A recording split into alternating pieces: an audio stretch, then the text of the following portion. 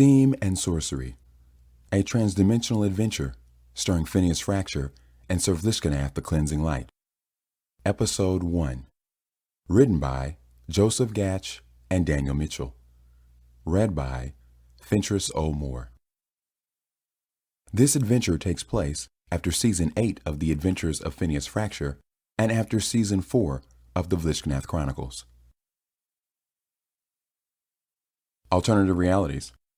An unlimited number of what-ifs.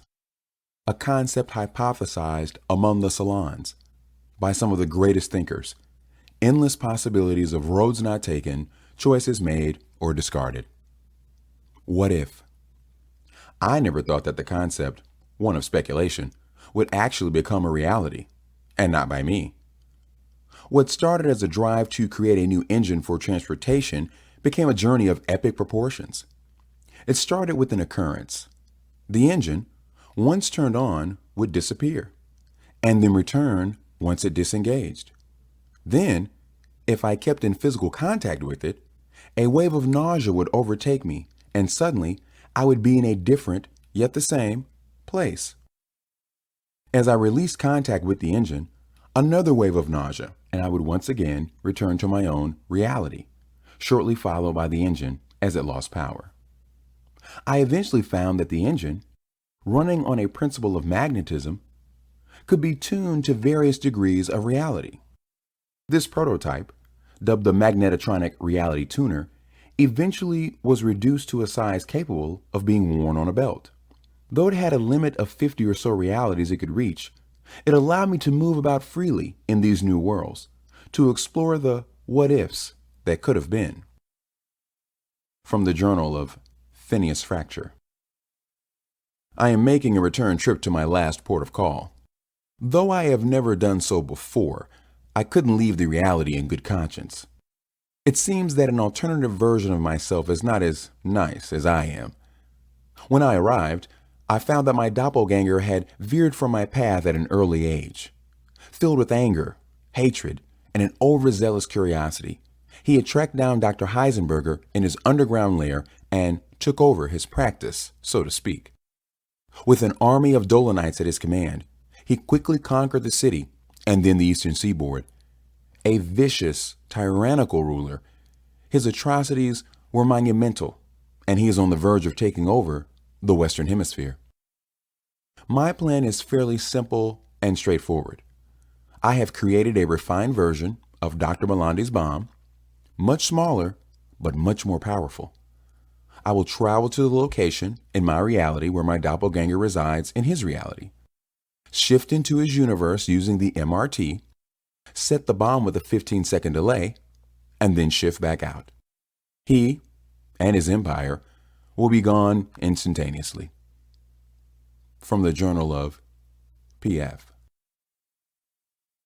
Phineas packed the last of his equipment into his backpack, carefully inserting the Melandi bomb. Even though it was harmless until detonated, the thing still gave him shivers at how devastating it would be. Usually, he wouldn't pack so much equipment and weapons for a trip into an other world. However, knowing where he was going and what he might face was too much to risk going unarmed and unprepared. "You know what to do if I don't return?" Phineas asked his automaton assistant. Punch cards clicked and gears whirred inside the automaton's chest as it accessed the information.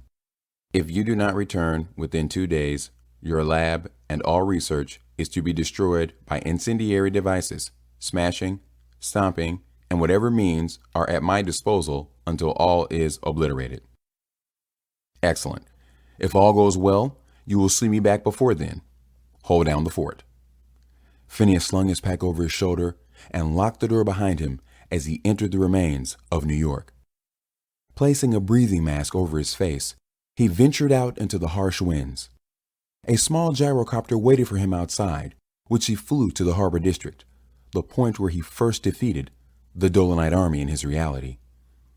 Looking around, he chose his spot, one where he wouldn't appear inside of a wall or anything else. Lightning flashed above, and clouds began to swirl. "Well, that came on fast," Phineas said to himself.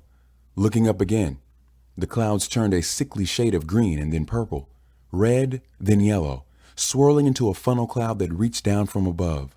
Oh, crap! Phineas scrambled for the controls of the MRT just as the vortex engulfed him. He felt the wave of nausea as the magnetic field surrounded him. At the same time, the vortex reacted to the field, sending shock waves rippling back up the funnel. In a flash of light, both Phineas and the vortex were gone. As the midday sun shone brightly down into the meditation garden upon the marble effigy of Mythos, the wizened warrior deity, depicted as a bearded, elderly man, clenching a long sword in his hands and taking a vigilant stance, Sir Vlishginath, the cleansing light, knelt in silent prayer. Clad as always in his family suit of armor, worn by his father, Sir Ronigus, the wrathful tempest before him, and with retribution buckled at his left side, his ornate angel-winged helm and the massive golden dragon scale that served as his shield both lay by his side. When his prayers came to an end, he quietly blessed himself, and upon buckling his shield to his left arm, he retrieved his helm, stood, and silently made his way toward the church entrance, so as not to disturb the clerics in their daily meditations. It was then, as he pushed through the doors, that he came face to face with the high priest. Hunched over slightly from age, and beginning to shrink in height, Volgoth still carried himself with a deliberate sort of grace, the blue and white robes of the high priest sweeping along the ground as he approached the door. "Ah, Sir Vlishginath, I was actually just looking for you." Smiling, Sir Vlishginath bowed respectfully, speaking before he'd fully risen. "What can I do for you, Your Holiness?" Turning, Volgoth headed back inside, Vlishginath falling in beside him and keeping pace, his white cape billowing gently behind him as they moved through the hallway.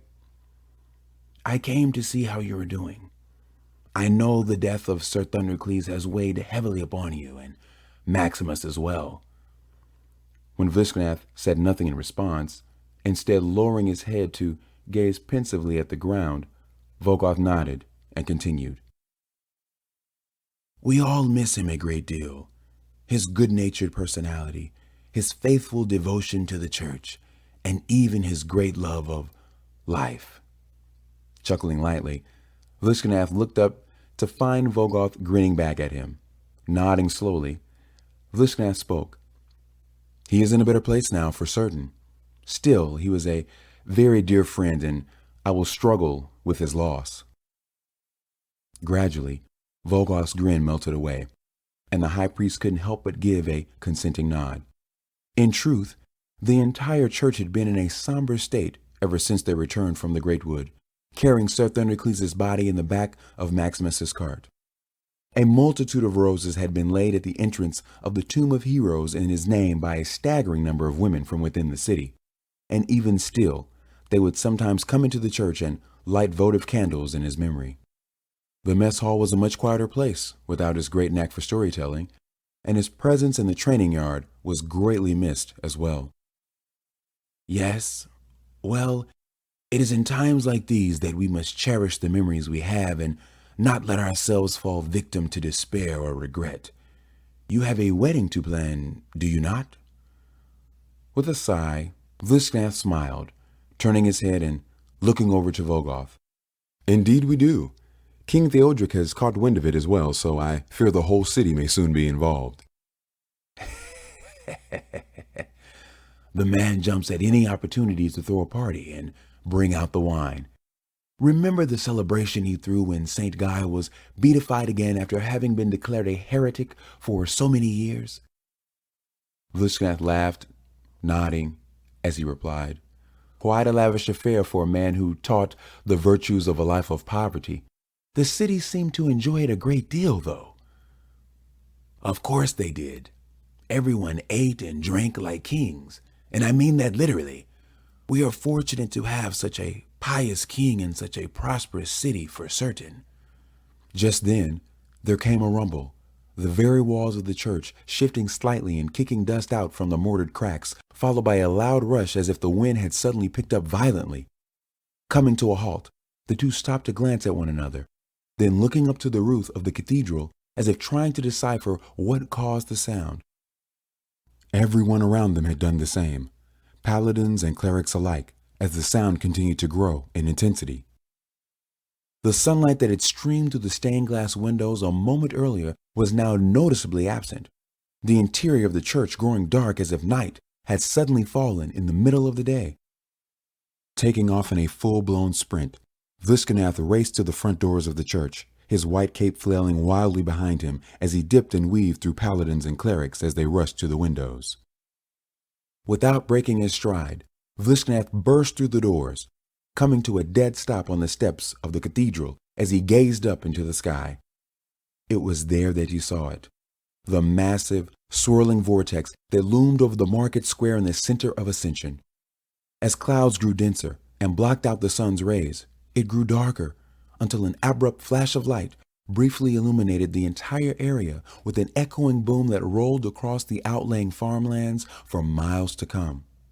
Then, just as abruptly as it had all began, the clouds began to disappear, and slowly the light of day began to reappear.